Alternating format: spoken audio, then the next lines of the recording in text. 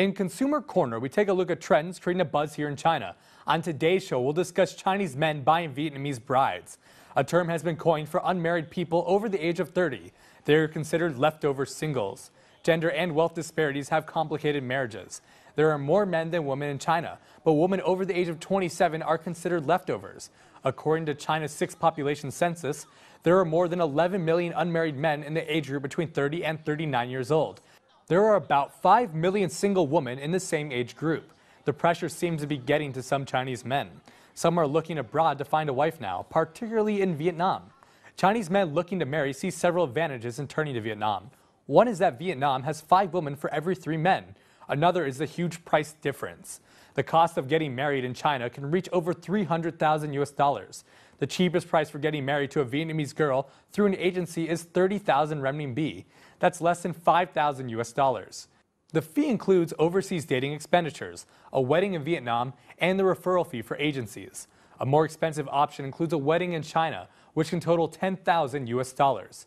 Chinese law prohibits overseas matrimonial agencies. However, there are a lot of online and offline advertisements for the agencies. Some net users made fun of the low price. One wrote, quote, "At the price of several iPhones, one can buy a Vietnamese bride. Those agencies even provide an after-sales service for when the wife runs away. That seems to be a big bargain."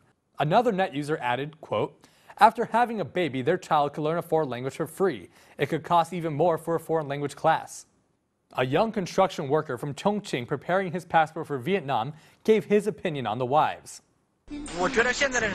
I think Chinese girls nowadays are too enthusiastic about material items. I'm from a small village. My family cannot afford an urban Chinese girl. I feel inferior while hanging out with Chinese girls in big cities. I want a pretty Vietnamese wife. The marriage would cost less, and a Vietnamese girl will make me feel more confident.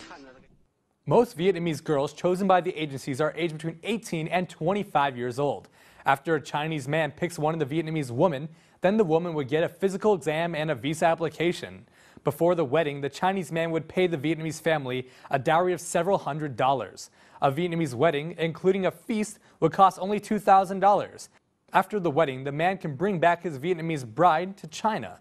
One net user pointed out, quote, "I have heard many Vietnamese families only ask for a dowry of $100. However, $100 is already a huge amount of money for them. This is actually similar to marriage in China, where most girls ask for houses and cars as dowry. The only difference is the lower living conditions of Vietnam." Most of these Vietnamese brides don't even speak basic Chinese, when they leave their country, that is. Many commented on the communication problems. Many net users also recognize these marriages as human trafficking.